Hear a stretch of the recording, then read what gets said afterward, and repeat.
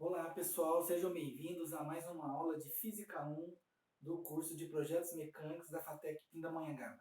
Eu sou o professor Christian e vou discutir com vocês o tema de hoje, a equação de Torricelli. A equação de Torricelli ela vai ser estudada quando você estiver estudando tópicos relacionados a movimento e especificamente a movimento uniformemente variado, tá ok? Então, para você, uma dica que eu dou aqui para você. Para você assistir a esse vídeo, você precisa, antes, dar uma olhadinha no vídeo relacionado à cinemática com o estudo das principais propriedades de cinemática, deslocamento, trajetória, variação da posição, variação do tempo, depois o conceito de velocidade, aceleração. Então, nós já tivemos aqui, até esse ponto, discutimos o conceito do movimento uniforme, com todas as suas propriedades, propriedades gráficas, propriedades de equação. Já estudamos o movimento uniformemente variado, com as propriedades gráficas, com as propriedades de equação, né? Fizemos toda a discussão desses dois tipos de movimento. Discutimos também o movimento de queda livre, que é um elemento específico do movimento uniformemente variado. E agora nós temos uma situação que nós vamos estudar agora, que é a equação Torricelli, que ela está envolvida com o movimento uniformemente variado. Movimento uniformemente variado, ok? Então, para você estudar o tópico relacionado ao Torricelli, você precisa discutir o movimento uniformemente variado, tá bom? E quando que o Torricelli aparece? Então, quando você está analisando o movimento, de um corpo, de um objeto, e você percebe deslocamento, variação da posição, você percebe que essa variação da posição é em função do tempo, você mede o tempo. E você percebe que ao se movimentar, o objeto, você observa que a velocidade desse objeto varia. Movimento uniformemente variado. Só que às vezes tem situações em que você está descrevendo, você está analisando um fenômeno relacionado a um movimento, de um objeto, e a informação do tempo você não tem. Você consegue observar que ocorreu o movimento, que você percebe o deslocamento em relação a um determinado referencial. Você observou o movimento, o deslocamento. Você conseguiu observar a variação da velocidade. Só que você não tem nenhuma informação relacionada ao tempo, ao intervalo de tempo, tempo inicial, tempo final. Você não tem nenhuma dessas informações. Então, quando você trabalha as equações de movimento uniformemente variado, primeira equação de movimento, que é a equaçãozinha da velocidade, função horária da velocidade, velocidade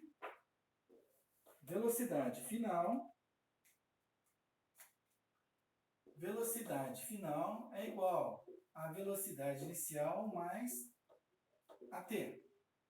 Velocidade final é igual a velocidade inicial mais a t. Você também estudou a equação do movimento uniformemente variado, a segunda equação, que é a equação da posição.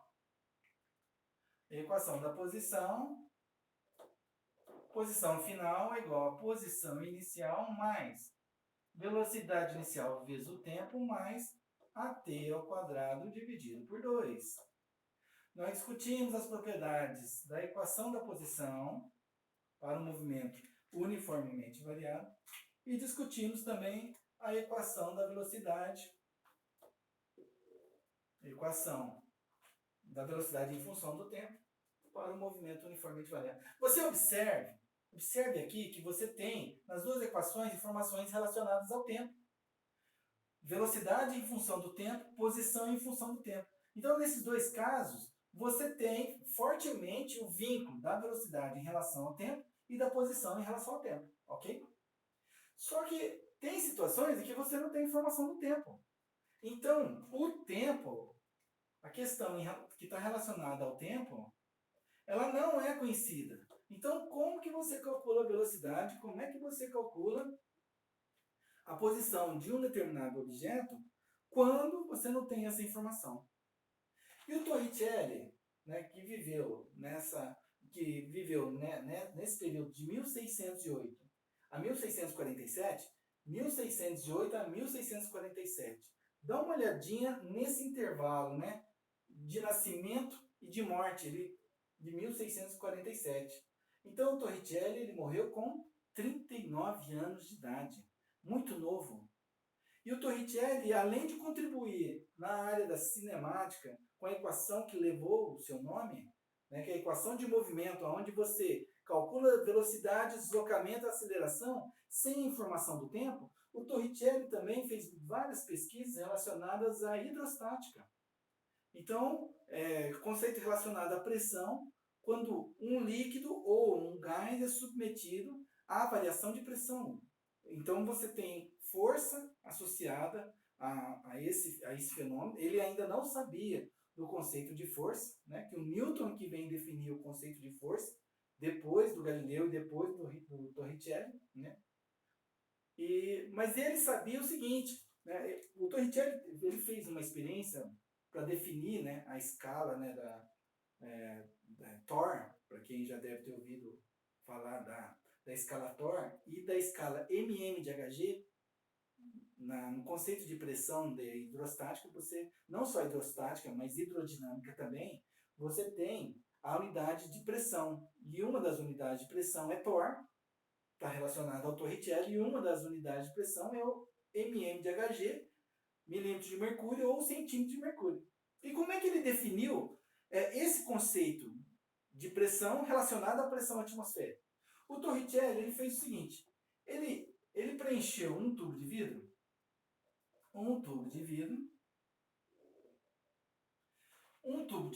com mercúrio dentro. Então você tem mercúrio dentro desse tubo de vidro. Ah, mercúrio, tá certo. Você preencheu de mercúrio, Hg, até a extremidade do tubo de vidro. E esse tubo de vidro de 1 metro de comprimento. 1 metro de comprimento, ok? 1 metro de comprimento. O que ele fez? Ele pegou um reservatório aqui. Ele pegou um reservatório e ele pega e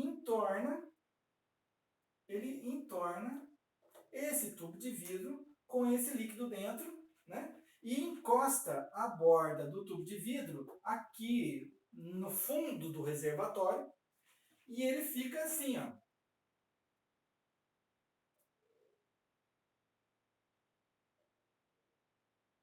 Tá ok? Ele encosta aqui. E aí observe o que acontece com o líquido.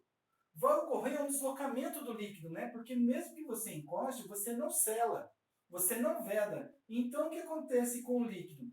O líquido aqui dentro, ele começa a vazar. A coluna de mercúrio, Hg, ela começa a diminuir, né? Então a coluna de mercúrio, ela começa a diminuir. A coluna de mercúrio aqui começa a diminuir, perfeito? Mas por espanto do Torricelli, ele percebe que em um determinado momento a coluna de mercúrio para. Ela vai vazando, e vai chegar uma hora que ela não entorna toda. Porque o que se esperava no momento, né, é que na hora que você entorna, o mercúrio vai preenchendo o espaço do reservatório até uma hora que o reservatório transborda. Isso é mentira. Não vai acontecer isso. Então, a coluna de mercúrio ela para. A coluna de mercúrio ela para em uma determinada altura. E aí o Torricelli vem e faz a leitura da altura dessa coluna de mercúrio aqui em relação à extremidade, né, aonde ele coloca em contato com o reservatório. E ele mede 76 centímetros. E aí ele faz a brilhante descoberta, que ele fala o seguinte, que a pressão atmosférica associada, né, a pressão atmosférica do ambiente, ela equilibra com a pressão exercida pelo líquido quando ele começa a entornar. Então você tem pressão atmosférica e a coluna de mercúrio. E o que ele falou? Ele falou aquilo que você conhece. Ele falou que uma atmosfera equivale à coluna de mercúrio. 76 centímetros de quem? De Hg. 76 centímetros de Hg.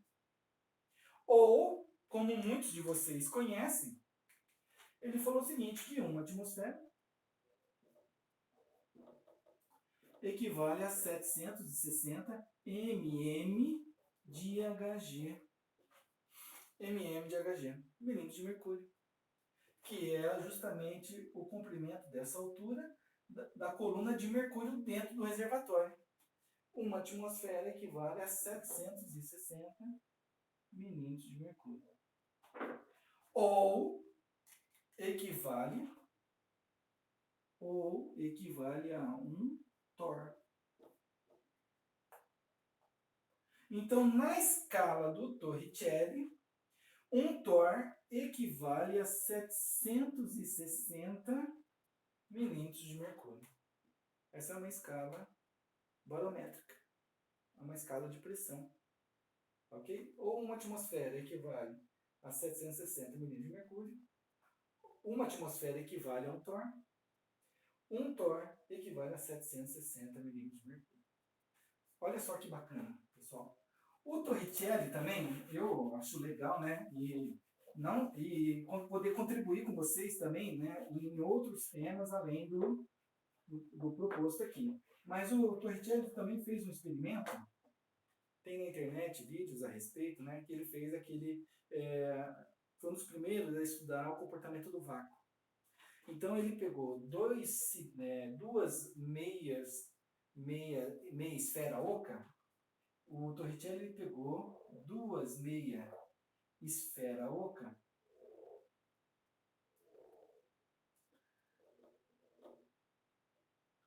O que ele fez? Ele prende essas duas, ele encosta, né? As bordas das duas meia esfera oca são perfeitamente feitas, né? E elas não são coladas, não é colada nem soldada. Elas encostam perfeitamente uma superfície na outra. E o que ele faz? Ele tira todo o ar atmosférico aqui dentro. Ele tira todo o ar, retira todo o ar atmosférico no interior dessa esfera oca. Só que são duas meia-esferas, duas meia-esferas encostadas uma na outra, e ele retira todo o ar atmosférico. E ele pega 5 cavalos de cada lado puxando. 5 cavalos em cada lado puxando. 5 cavalos. 5 cavalos puxando, né, com uma corda ou um cabo, né, puxando, e não consegue soltar as duas bordas que estavam simplesmente encostadas uma na outra. Porque ele fez com que a pressão atmosférica, que é a pressão externa, ela se tornasse maior do que a pressão interna. Porque ele retirou uma certa quantidade de ar aqui dentro. Então ele estudou que alta pressão, baixa pressão. Então ele percebeu que em volta dessa esfera oca, com a bordinha aqui somente encostada uma na outra, mas com a superfície bem lisa, bem polida, né, de uma forma que não tivesse um vazamento de ar ali, você tendo 5 cavalos de cada lado, cavalos não, cavalos, você não conseguia soltar ou desprender, né, essas semicircunferências, né? Então ele estava estudando já o conceito de vácuo, numa época que não tinha nem energia elétrica, só para você ter uma ideia. ok? Não tinha internet, não tinha Facebook, e o cara já estava discutindo o conceito de vácuo. Não tinha, né? Então, ele começou a fazer os estudos dele com 15 anos de idade, entre 15 e 18, 19 anos de idade, e com 39 anos de idade ele morre. Voltando aqui à parte que nos interessa, que é a parte de movimento. Então, pessoal, é o seguinte, o que o Torricelli fez? Ele percebeu o seguinte, que como eu tenho tempo nas duas equações, o Torricelli ele percebeu que ele podia fazer o seguinte, ele podia isolar o tempo na equação 1 e substituir na equação 2. Foi isso que ele fez. Então ele pegou aqui que o tempo é igual a velocidade final menos velocidade inicial, dividido pela aceleração, confere ou não? E aí, onde tem velocidade inicial vezes o tempo, onde tem esse tempo, ele colocou esse elemento todo dentro da equação aqui. E onde eu tenho o t ao quadrado, ele colocou esse termo todo aqui. Ele fez toda a organização matemática, né? Não vou fazer a dedução aqui, mas se você quiser que eu faça a dedução, me manda uma mensagem no chat, me manda uma mensagem lá no YouTube, no canal Física 4.0, Professor Christian Paterniani, que vai ser um maior prazer em te responder, né? Fazer todos os passos matematicamente para que você possa entender por que ele chega na equação de movimento, velocidade final ao quadrado é igual a velocidade inicial ao quadrado, mais 2 vezes o valor da aceleração, vezes o deslocamento. Essa foi a equaçãozinha que o Torricelli desenvolveu, a equação de Torricelli, depois que ele fez a substituição da equação 1 na equação 2, e ele faz toda a substituição e verifica que essa é uma equação que ela não tem tempo envolvido. Eu tenho a velocidade final, eu tenho a velocidade inicial, eu tenho a aceleração e tenho o deslocamento. São todos elementos de movimento. Lembra que eu comentei com você? Você consegue observar o deslocamento, você consegue observar a variação de velocidade, você observa se o movimento uniformemente variado, nesse caso, é acelerado ou desacelerado, acelerado, aceleração positiva, desacelerado, aceleração negativa, todos esses elementos envolvidos, mas nenhum ponto relacionado ao tempo. Entendeu? Então o Torricelli ele vem contribuir justamente nessa situação, onde você está fazendo um estudo de movimento e você não tem informação do tempo. O que nós vamos fazer agora? Eu vou aproveitar e vou pegar um exercício da nossa lista de exercícios e vou resolver com a gente aqui, ok? Eu vou pegar aqui o exercício na lista 4 de exercícios do curso de Física 1, do curso de Tecnólogo em Projetos Mecânicos da FATEC Pindamonhangaba, tem essa listinha 4. E que eu vou fazer aqui o exercício número 1 e o número 7. Número 1 e número 7. Eu vou marcar aqui na lista o exercício número 1 e o número 7. Tá ok? Então eu vou apagar essas informações que estão aqui. Eu não vou apagar o nosso convidado de hoje, né, que é o Torricelli. Então o convidado de hoje é o evangelista Torricelli. E ele vai acompanhar nossos estudos hoje o tempo todo, tá ok? Então, no exercício 1, ele fala que um trem corre com uma velocidade de 20 metros por segundo quando o maquinista vê um obstáculo à frente, 50 metros à frente. A desaceleração mínima que deve ser dada ao trem para que não haja choque é de... Então, meu amigo, olha só, exercício 1. Exercício 1, ele fala que ocorre o deslocamento de um trem. Eu vou primeiro caracterizar o nosso sistema de referência, positivo para a direita. Ele fala que a unidade de comprimento é metro, né? E ele fala que o nosso objeto é um trem, com várias composições aqui. trem com várias composições, conectado aqui, de novo, um trem com várias composições aqui, e aqui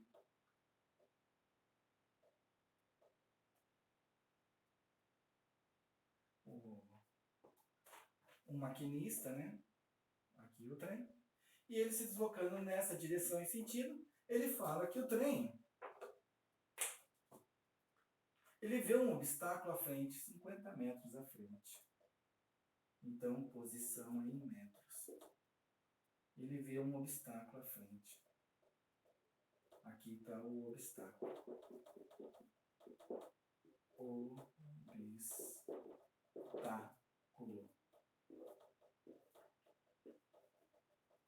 Um obstáculo à frente. Então, o que acontece? Ele me fala que numa distância de 50 metros, uma distância de 50 metros, ele avista um obstáculo. Ele fala que esse trem está com uma velocidade de 20 metros por segundo, quando ele avista o obstáculo a 50 metros de distância. Aí ele fala o seguinte para mim: qual é a desaceleração mínima que deve ser dada ao trem para que não haja choque, para que não haja colisão?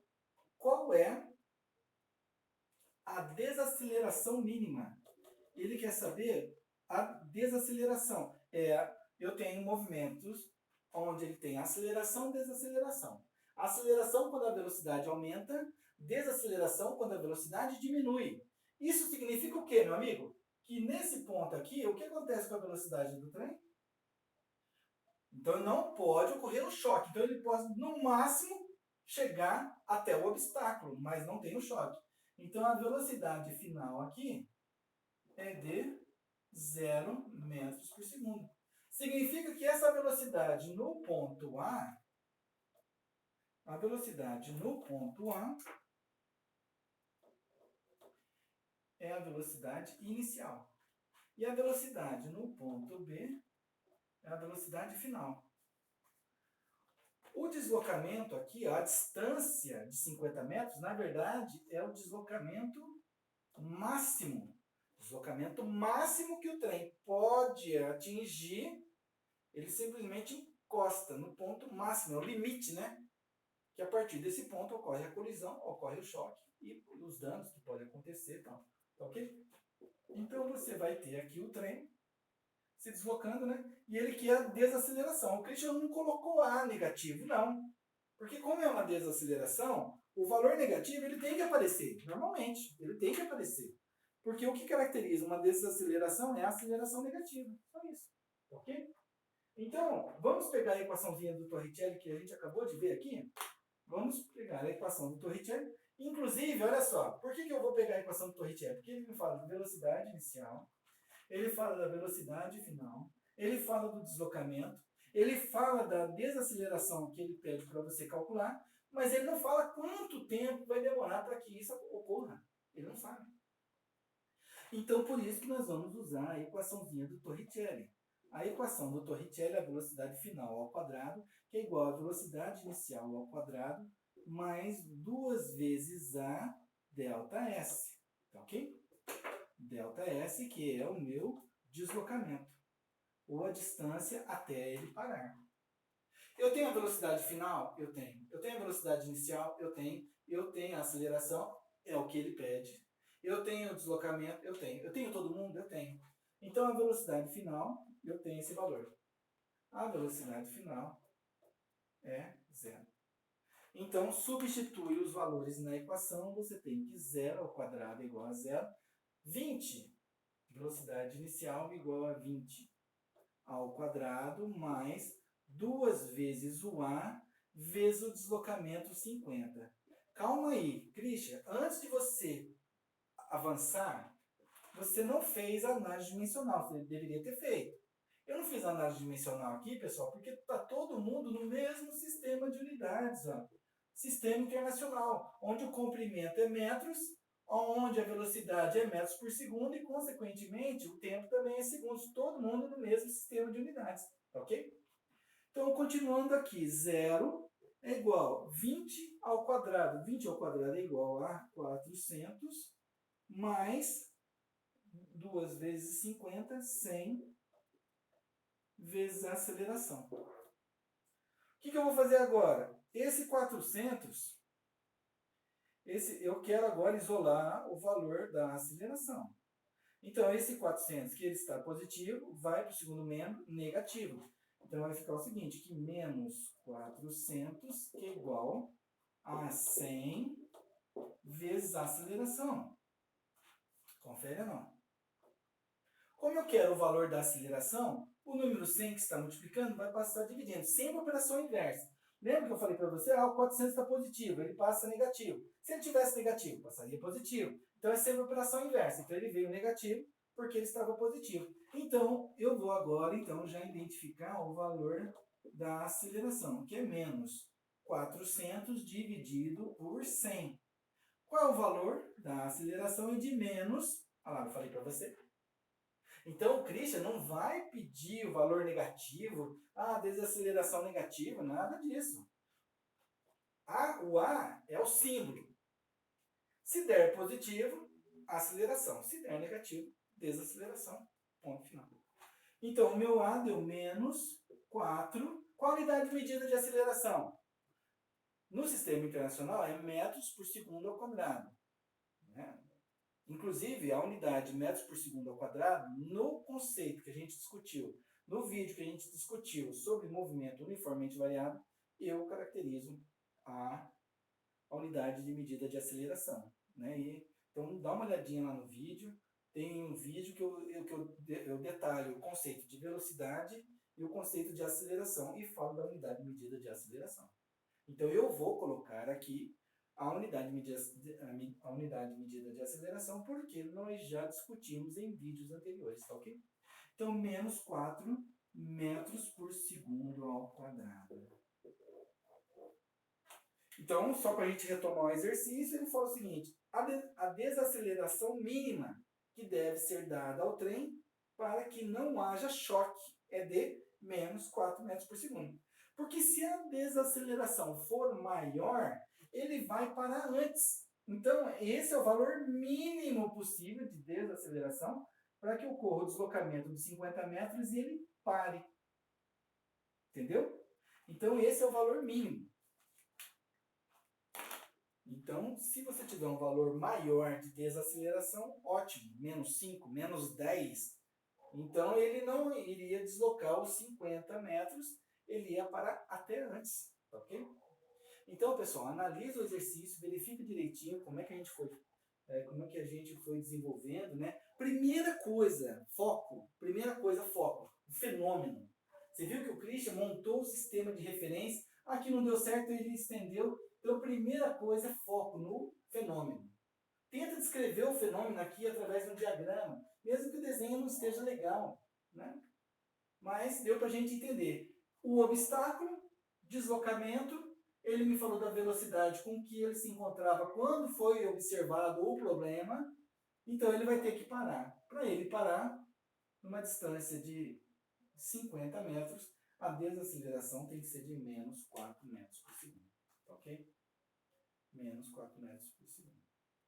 E eu não vou fazer nesse exercício, mas a partir do momento que você tem velocidade final, velocidade inicial, mais a aceleração vezes o tempo, eu tenho a velocidade inicial, velocidade final, 0. Velocidade inicial, 20. A minha desaceleração, menos 4. Eu consigo agora calcular o tempo. Olha só que fenomenal essa equação do Torricelli. A partir do momento em que você não tem nenhuma informação de tempo, mas agora com essa equação e com essas informações eu consigo calcular quanto tempo demorou para que ele conseguisse parar. Quantos segundos, né? Porque aqui a unidade de tempo seria segundos. Tá ok? Então você vai colocar o 0, aqui o 20, aqui o menos 4, t. Olha só, o tempo é sempre valor positivo, não é isso mesmo? O tempo não é sempre valor positivo. Então não é porque você tem um sinal de menos, aqui ó, o 20 é positivo e vem para cá negativo. Menos 20, que é igual a menos 4t. O menos 4 está multiplicando, passa dividindo, então vai ficar aqui menos 20 dividido por menos 4. Menos com menos dá mais. Tempo igual a 5 segundos. Christian, você falou que não ia fazer. Cara, mas é um prazer estar aqui com vocês. É um prazer poder resolver essa situação. Então agora você consegue, além de identificar a desaceleração, quanto tempo demorou para que ocorresse um deslocamento de 50 metros e esse objeto ele para antes da colisão. Ele encosta. O trem chega ao limite do ponto, né, em que não ocorre a colisão. Demora 5 segundos para que isso aconteça. Para essa desaceleração de menos 4 metros por segundo, nesse deslocamento de 50 metros, o trem está com uma velocidade inicial de 20 metros por segundo e ele tem que parar. Olha só que brilhante, que coisa maravilhosa é a equação do Torricelli. Então ele desenvolve uma situação que antes você não conseguiria resolver, ok? Vamos agora então discutir com vocês o exercício número 7. Exercício número 7 da nossa lista 4. Meus alunos ficam brigando comigo. Poxa, Cristian, por favor, você está demorando para postar as listas de exercício. Nós queremos fazer exercício, nós queremos nos desenvolver. E eu sei que meu aluno fala isso mesmo. O meu aluno, ele quer aprender, ele está querendo se desenvolver. Então, eu vou postar essa listinha hoje, tá ok? Podem ficar tranquilos. Olha só. Exercício 7. Vou pegar a canetinha preta. Exercício 7.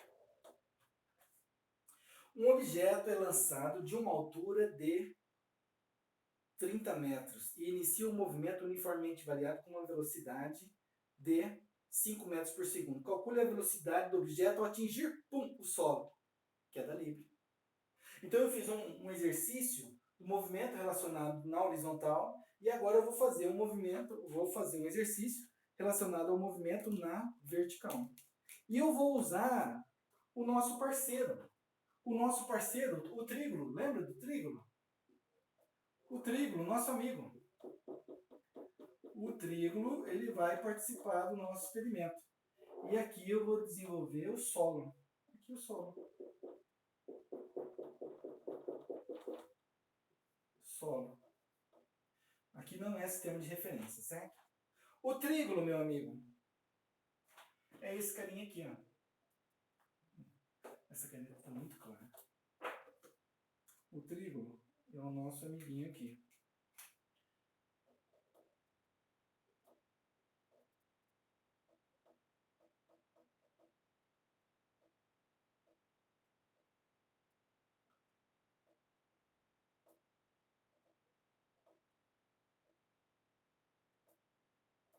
O trígono é o nosso parceirinho aqui. O trígono, então ele está falando assim, que um objeto é lançado de uma altura de 30 metros. Altura, cadê o objeto? O objeto é esse carinha aqui, ó. A uma altura de 30 metros em relação ao solo. A uma altura de 30 metros. Uma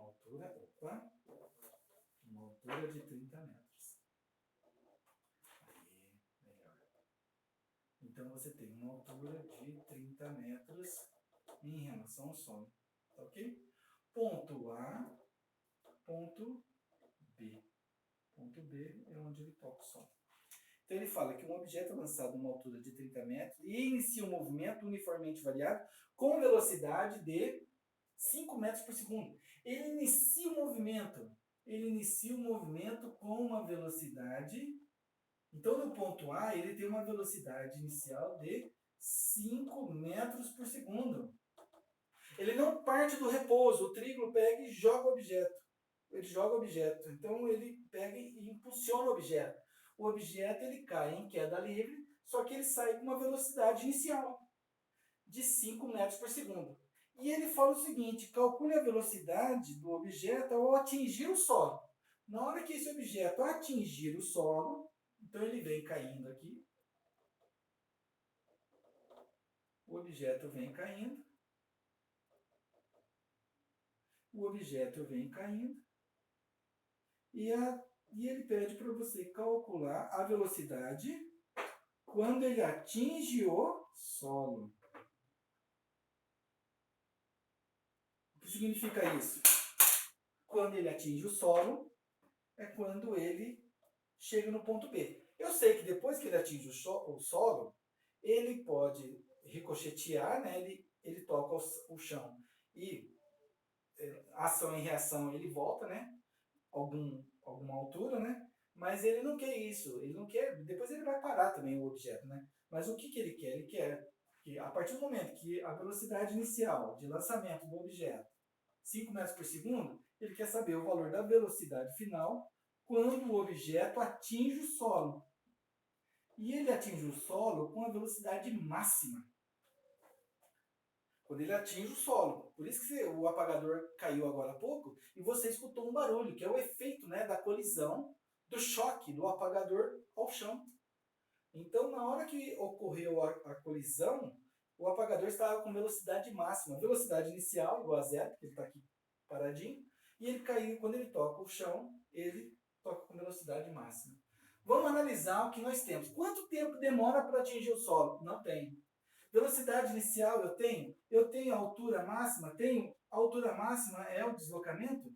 Sim, meu amigo, é o deslocamento. Eu tenho a velocidade final? Eu não tenho a velocidade final, que é o que ele está calculando. E no caso de queda livre, qual é o valor da aceleração mesmo? Eu não tenho esse valor? Sim, meu amigo, eu tenho. É o G da gravidade, que é 9,8 metros por segundo ao quadrado. Puxa vida, Cristian, então você tem tudo? Realmente. Puxa vida, eu tenho tudo. É a pretinha, laranja, não está dando muito certo. Então vou deixar aqui. Então o que eu tenho?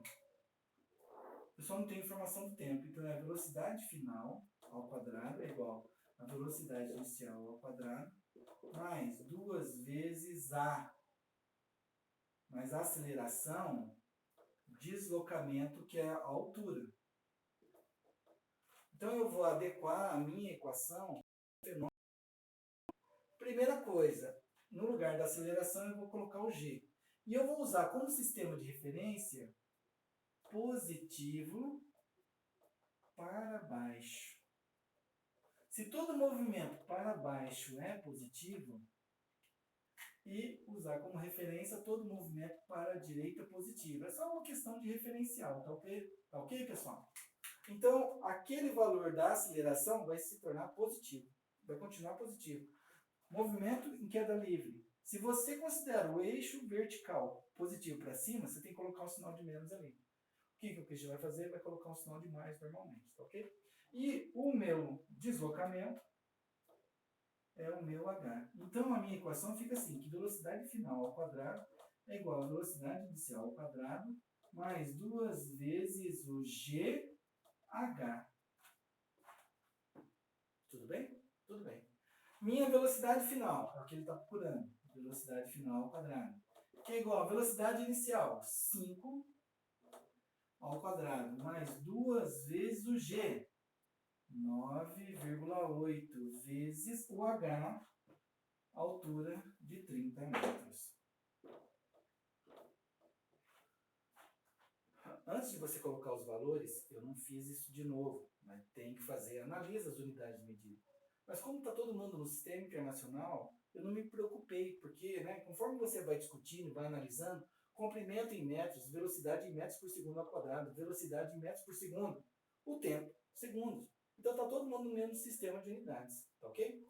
Então agora eu vou calcular a velocidade final. A velocidade final ao quadrado é igual a 25 mais 2 vezes 9,8.